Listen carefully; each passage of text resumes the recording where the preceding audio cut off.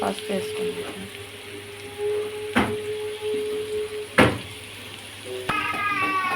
salt, రుచి తగినంత salt, కారం,